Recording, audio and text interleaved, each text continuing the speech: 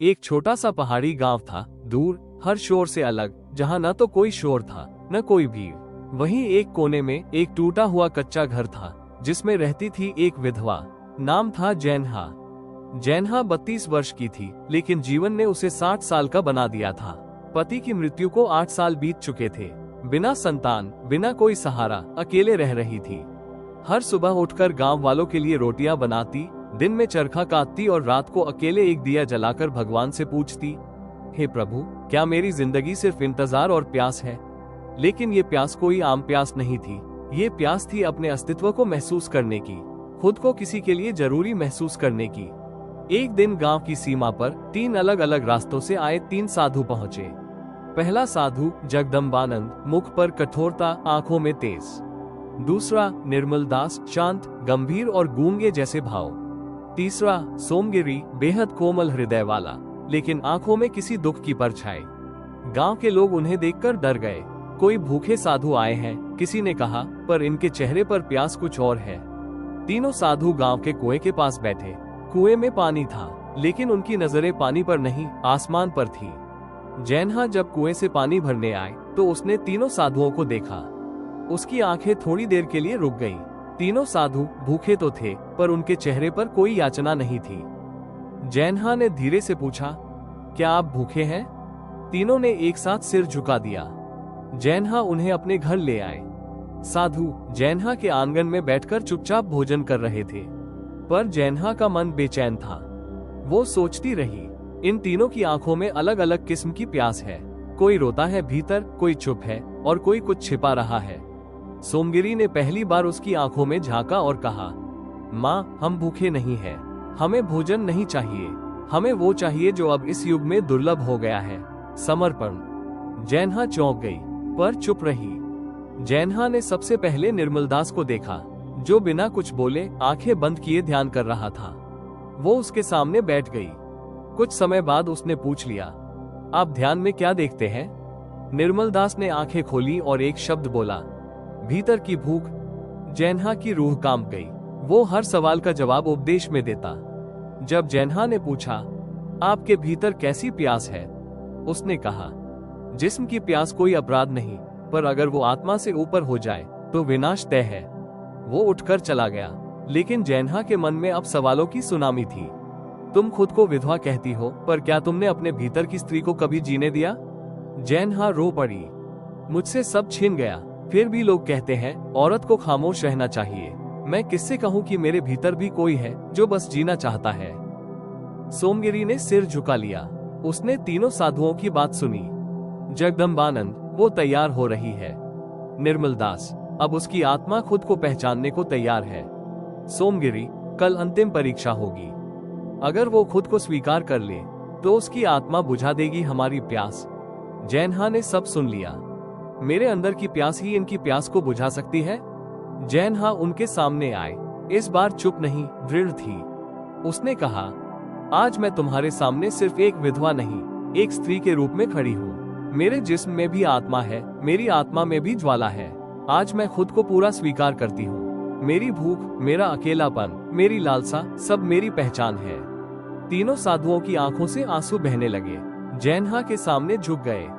अब हमारी जिस्म की प्यास बुझ गई, क्योंकि हमें वो मिला जिसे पाने के लिए हमने वर्षों ध्यान किया। आत्मा से निकला समर्पण। तीनों साधु उसी समय वहां समाधि में बैठ गए।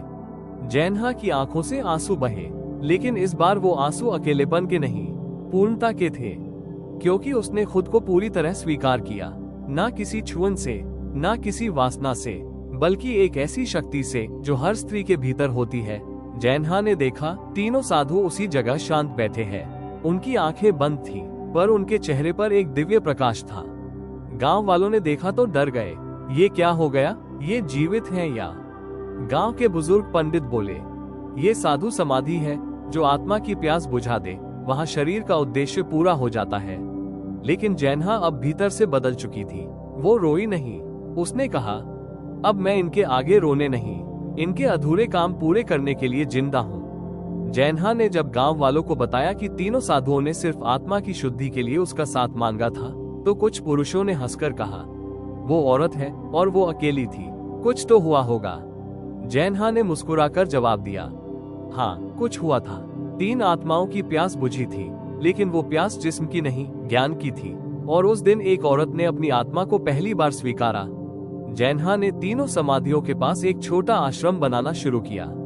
उसने वहां आने वाली हर स्त्री को ये सिखाना शुरू किया कि तुम सिर्फ शरीर नहीं हो, तुम सिर्फ किसी की पत्नी या माँ नहीं हो, तुम खुद एक ब्रह्म हो, एक ऊर्जा हो जो प्यास बुझा भी सकती है और ब्रह्मा रच भी सकती है। धीरे धीरे गांव की युवतियां, विधवाएं और वो औरतें जो खुद को अधूरा मानती थी, जैनहा के पास आने लगी। वो सिखाती थी, जिस्म की प्यास का मतलब सिर्फ भोग नहीं होता, ये प्यास सम्मान, स्पर्श, आत्म स्वीकृति और जुड़ाव की होती है। हर स्त्री को एक संस्कार दीक्षा दी जाती थी, जिसमें वो अपनी आत्मा से खुद को जोड़ती। जैनहा के इस अभियान को लेकर शहर के कुछ धर्मगुरु चिढ़ गए। उन्होंने अखबारों में छपवाया, एक विधवा और 3 साधुओं की रहस्यमयी कहानी, कहीं ये पाखंड तो नहीं। उन्होंने गांव आकर जैनहा से पूछा, क्या तुम इन समाधियों का व्यवसाय बना रही हो? जैनहा ने सिर्फ इतना कहा, नहीं, मैं वो लौ जलाए बैठी हूँ जो जिस्म की नहीं आत्मा की भूख बुझाती है। और कोई भूख गलत नहीं होती जब वो सच और समर्पण से जुड़ी हो। 1 वर्ष बाद एक साधु, एक युवती और एक लेखक, तीनों लोग वहां आए। उनमें से लेखक ने जैनहा से पूछा, क्या आपकी कहानी में वाकई प्यास थी या बस एक प्रतीक? जैनहा मुस्कुराई और एक दीपक जलाकर उनके हाथ में दिया। प्यास वही है जो इस लौ को देखकर भी मन में अधूरापन जगाए। मेरी कहानी प्रतीक थी, और हर प्रतीक के पीछे होता है एक सच जो हर इंसान में अलग रूप से जन्म लेता है। तीनों साधुओं की समाधियों पर एक बड़ा उत्सव हुआ, जहां जैनहा ने भाषण दिया। यहाँ समाधि लेने वाले लोग कोई साधारण ऋषि नहीं थे, वो ऐसे साधु थे जो खुद की प्यास बुझाने नहीं, दूसरों की आत्मा को उसका स्वरूप दिखाने आए थे। और अब उनकी यह आग सभी के भीतर जलेगी। जैनहा अब 40 की हो चली थी, लेकिन उसकी आंखों में 20 साल की युवा ऊर्जा थी। एक शाम उसने समाधियों के सामने बैठकर लिखा, मैं अब किसी की विधवा नहीं, अब मैं खुद की संपूर्ण स्त्री हूँ। और आज जब कोई मेरे पास आता है तो उसकी आंखों की प्यास बुझा पाती हूँ, बिना किसी स्पर्श के, बिना किसी शब्द के, क्योंकि अब मैं समझती हूँ प्यास सिर्फ जिस्म की नहीं होती, प्यास होती है खुद को पहचानने की। एक विधवा से मिलने नहीं, उसकी आत्मा को आईना दिखाने। उन्होंने कुछ नहीं मांगा, सिर्फ उसका स्वयं मांगा, और जब उसने खुद को पाया तब उनकी आत्मा ने चैन लिया। वर्षों बाद जब जैनहा का आश्रम ज्ञान का केंद्र बन चुका था, एक अनजानी लड़की आई। उसका नाम था रेवती। उसकी आंखों में एक अलग सी बेचैनी थी, लेकिन उसका चेहरा मजबूत था। जैनहा ने उसे देखते ही कहा, तुम्हारी आंखों में वही प्यास है जो कभी मेरे भीतर थी। रेवती बोली, मैं जानना चाहती हूँ, क्या कोई प्यास ऐसी भी हो सकती है जो शब्दों से बुझाई जा सके? जैनहा मुस्कुराई और उसे उन 3 समाधियों के पास ले गई। जैनहा ने रेवती को सिर्फ पाठ नहीं, अनुभव सिखाए। 3 महीनों तक हर सुबह रेवती ध्यान करती, हर दोपहर गांव की महिलाओं को आत्मगौरव सिखाती, और हर रात एक दीपक के सामने बैठकर अपनी आत्मा से बात करती।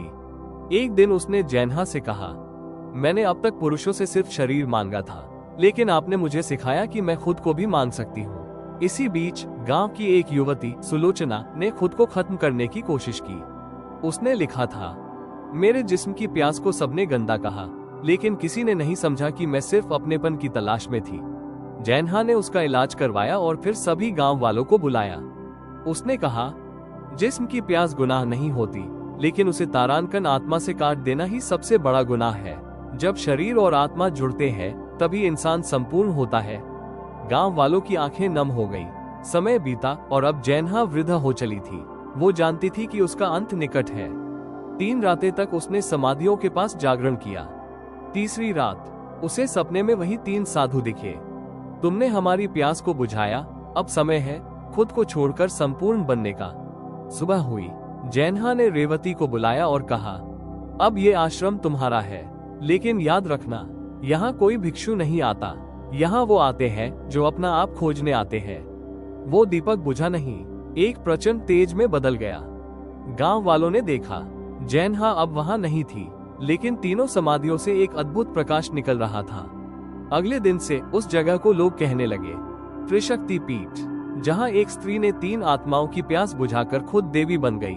एक विधवा जिसने खुद को सिर्फ एक खाली खोल समझा था, 3 साधुओं की आत्मिक भूख को बुझा पाए, क्योंकि उसने अपनी आत्मा की चिंगारी को आग में बदलना सीख लिया था। आज भी जब कोई खुद से पूछता है क्या मेरे भीतर की प्यास गलत है, तो जैन्हा की कहानी जवाब बनकर गूंजती है। प्यास कोई पाप नहीं होती, वो सिर्फ पहचान का पहला कदम होती है। और जब तुम खुद को पहचान लेते हो, पूरी दुनिया तुम्हारी प्यास बुझाने लगती है।